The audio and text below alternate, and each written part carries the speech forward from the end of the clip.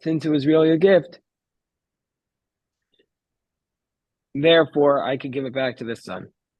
So now the Gemara says, Tan Rabbanan, since we're talking about Yonas ben Uziel, we'll go a little bit deeper into Yonas ben Uziel.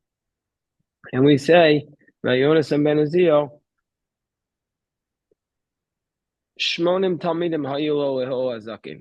Hill the elder had 80 students. Shlosha Me'en Ru'uyin Shetishrale and Shechina Kamosh Rabbeinu. 30 of these students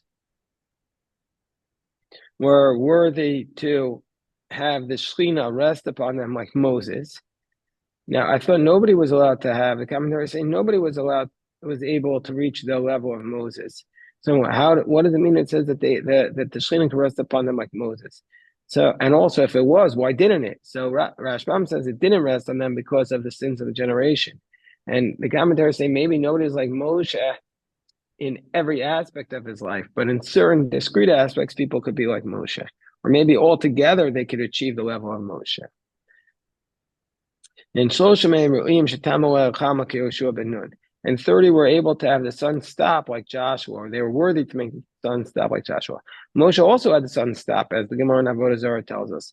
But it means that they weren't as great as the other ones, so therefore they listed this quality of Joshua. And Benonium, and then there were middle ones. Not sure exactly what that means. Does it mean the middle group, or does that mean just the regular guys amongst them? Gadol Shabakulion, so there are 20 Benonium, and Gadol Shabakulion, the greatest out of all of them. Presumably, this means the greatest of the Benonium, but it could also mean the greatest of the lowest, or it could mean the greatest of the highest. But anyway, it's a little ambiguous. So Yonas ben Uziel was Yonas ben Uziel on Katan Shabakulion, and the smallest amongst them was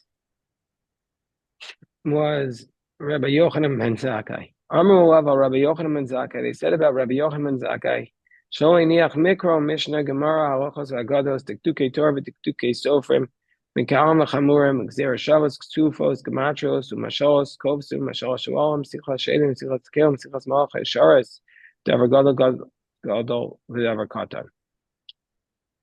Let's go slowly here. They said about that Rabbi Yochanan ben Zakkai was the smallest amongst them, and that there was nothing of these categories he didn't know. What are these categories? Mikra, the verses; Mishnah, the teachings of the Mishnah; Gemara, says the logic of the explaining the Mishnayos; Halachos, the Halachos Moshe Sinai; Agados, the Agados are the Midrashim, Then there are Diktuke Torah, making inferences in the verses of the Torah, like the extra vavs. Diktuke Sofrim, these are the decrees that the rabbis made. Kalam v'chamurim, these are the kal v'chomers. And Gzera Shavos, these are another way of interpreting the Torah. Tekufos, these are whether or not to the moa to make the Rosh Chodesh. And Gematrios, Rashbam says here that this is the anacronyms that you do, like the word Anochi means I myself wrote. It says Hashem. And Rashi elsewhere in Sukkah, when this parallel Gemara appears, Rashi says it refers to the numerical value of the word. Umashalos, the parables of the kovsin, of the laundry makers, umashalos shualim, the parables of the foxes, meaning to say that Solomon instituted a lot of parables, and this is to allow us to better understand the Torah. That's what Rashbam says, Tzorach yeshbo amod divrei Torah. To understand the words of the Torah. Sichas Sheidim, the conversation of the demons, the Sichas Tekolim, and the conversation of the trees, the conversations of the demons. You have to know what they're planning against to make them take an oath, or to make a amulet for healing.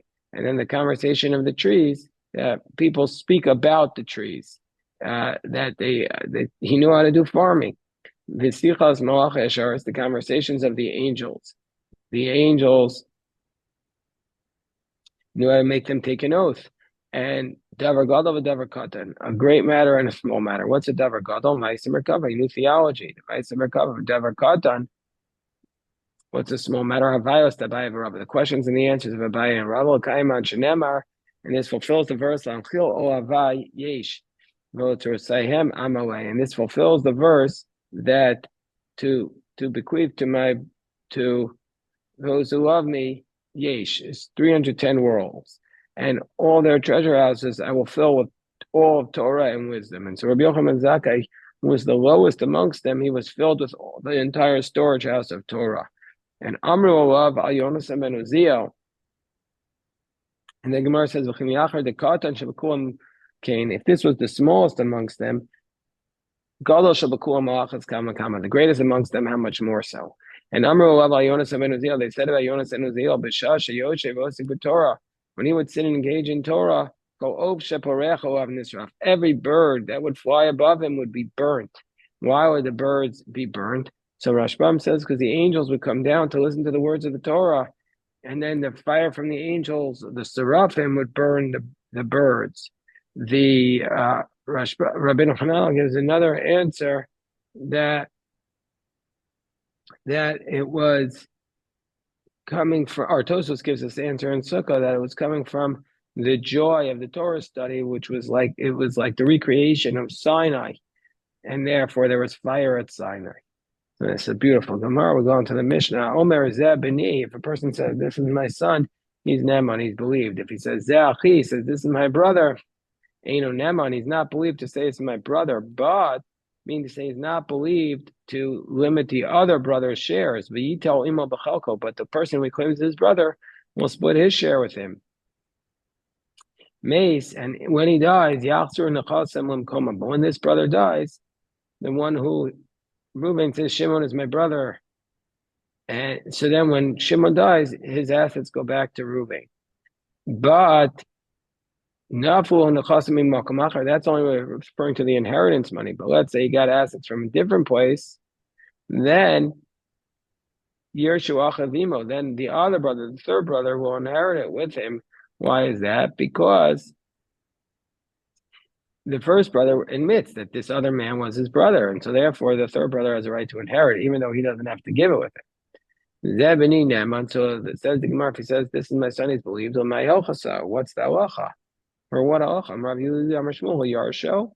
So now, if he says, "This is my son," his son, he inherits him. And now his wife does not fall to Yibam. She doesn't have to do ever marriage with the man's brother.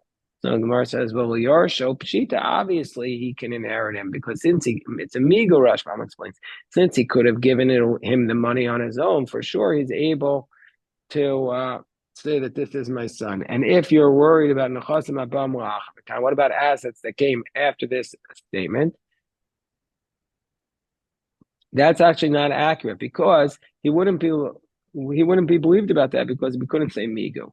So therefore, it can't be to inherit him. That's obvious. So liftors ishtom and ayibam itzrichos. So the Gemara says, no, we need this to tell us why is he believed to say that his wife does not fall to yibam.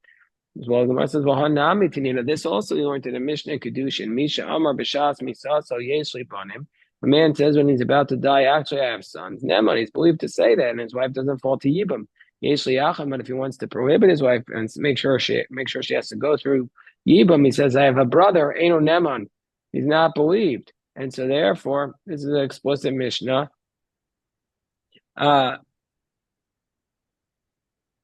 In Kedushin, the Gemara is going to explain this further. So the Gemara says, no. Hasam no muchsaklon ba'ach. Hacha afagav the muchsaklon ba'ach. So in that case, in Kedushin, the reason why we believe him maybe is because we didn't know that he had a brother, and we didn't know that he had a son, and so therefore the woman was in a chazaka that she doesn't fall to yibum. So it's a sveka, explains Rishon. It's a double down. Maybe he has children, and even if he has no children, maybe he has no brothers, and so therefore we're going to believe him. But here we're being told that even in this case, but hacha, this case, afagav the even though we know he has a brother, the Tana is telling us that he's believed against this chazaka that she would have to do yibum. So Amar Rav Yosef, Amar Rav Yehuda, Amar Shmuel, B'nei Ma'amru Zebani Neman. Why do we believe him? Oh, Baal Shamar Gerash is Ishti Neman. So the reason why we believe him is because we have an idea that since if he says I divorced my wife, he will be believed. So therefore, if he says I have a son, he's also believed. So Amar Rav Yosef, Mari de Avram. This is an expression, master of Abraham. Tali Tanya, Bedelo Tanya. You're explaining this brisa on something from something that's not a brisa. There's no. This is an Amoraic statement that says if he says he divorced his wife, he's believed. And you, on that basis, you want to explain the brisa that says he's believed. So to say that he has a son, so she doesn't go to Yibam, you can't explain the brisa by proving it from an Amoraic statement, which is much later. Eliyin Marachin Mar. So no, if he taught something from Rav Yosef in the name of Rav Yehuda Amar Shmuel, this is what it is. Amar Rav Yehuda Amar Shmuel Mema Amar Zebani Neman. For what reason is it the case if he says this is my son, he's believed? Oh, biyado garsha. Since he is able to divorce her if he wanted to, therefore he's believed to say this is my son, and she doesn't fall to Yibum. So Amar Rav Yosef Ha'asha the Amris Aminan Ho Baal Shamar Gerashis Ishti Neman. So since you said that, since we say a husband who says I divorced my wife, he's believed to be Adol Garsha. So now, since he has the ability to divorce her, we say another statement that since a person is believed to say this is my son, because we say Hoel, that's the case. We say if a man says I divorced my wife, he's believed, because since he has the ability to divorce her, just like he's believed to say this is my son since he has the ability to divorce her, so too if he says I divorced her, he's believed since he has the ability to divorce her. If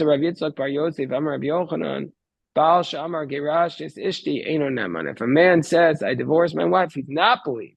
So it's the opposite. Rabbi Yochanan argues with Shmuel. Shmuel says if he says I divorced my wife, he's believed. And Rav Yosef, actually, based upon what Shmuel says if he says I divorced my wife, he's believed.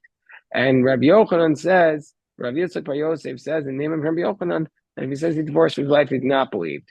So when Rav Sheshis heard this, Minafeach Rav Sheshis biyadei, Rav Sheshis like blew with his hands, meaning to say like Azilei Hoel to Rav Yosef, meaning to say Rav Yochanan is overriding the whole of Rav Yosef. Rav Yosef says that she's believed to say he's believed to say divorced his wife since he could divorce her, but Rav Yochanan doesn't believe it. We believe Rav Yochanan overrides Rav Yosef. So Gemara says, "Eini is Rav Yochanan." Did Rav Yochanan really say this? Amar Rav Chia bar Abba, Amar Rav Yochanan, Baal Amar Garashis Ishti Neman. But don't we have a different statement where Rav Yochanan says that the husband is believed to say he's divorced his wife, and now you're telling me he's saying now he's not believed to say he divorced his wife? How do we deal with this contradiction in Rabbi Yochanan's statement? Gemara gives a simple answer. Well, Kasha, going back retroactively, if the man's standing there on one ER and he's saying, I divorced my wife on one Nissan, we don't believe him. He has to have witnesses. He has to have a voice to that. So we wouldn't necessarily believe him. But for the future, moving forward, since he would be able to divorce her, we would believe him. So now the Gemara asks the question, okay, so now he says on one ear, I divorced my wife on one Nissan. So we don't believe him going back to one Nissan. But what about from this point forward, do we believe him? Meaning to say, can we dissect this statement into two and believe part of it for the future, but not the part for the past? Do we say, mi palginan dibura or palginan dibura? Do we split up his words and what that which he says, he divorced his wife, and we believe him, and from this point on, his wife will be exempt from, let's say, if she Rahman al commits adultery. But from the past, we wouldn't believe him, and that's called splitting up his words or not. So Rav Mari Rav Zvid Chad Amar Palginan, Chad Amar Lo Palginan. One says we split it, one says we don't. So the Gemara says, well, the one who says we don't split it, how does that work with what a statement that Rava says in Sanhedrin? Ma'ishnami de Rava, Dama Rava, and nobody argues with that statement. Dama Rava says, if a man comes along and testifies, Ishponi Baal Ishti, Huva Achar Mitzdarfon Lahargo, Lahargo, Velo Largo. If a man comes along and says, Reuben comes along and says, Shimon, Reuben comes along with Shimon, and Reuben says, Levi had adultery with my wife. So we say that Rava says Reuben can combine with Shimon to testify, to believe him about Levi, and to put to punish Levi, but we don't believe him about his own wife because he's a relative. A relative can't testify, so we split up the words. And there, that's the statement of Rava. So why is that different from this case? They combined to kill him, but not to kill her. So why in that case do we say Palgin on the Bura, and why in this case wouldn't we say it? So the Gemara explains, but Trey Gufe, Palginan, Bachag Gufe will Palginan. Gemara says no. Both Shitos would admit that if it was two separate people about two separate people, well, there we would say we split up his words. But one person, we wouldn't say Palginan Dibur on it. So therefore, if you don't accept it retroactively, you wouldn't accept it going forward from this point on. So that's today's daf. We could go on a little bit because we have some time. Baruch Hashem. Baruch Hashem.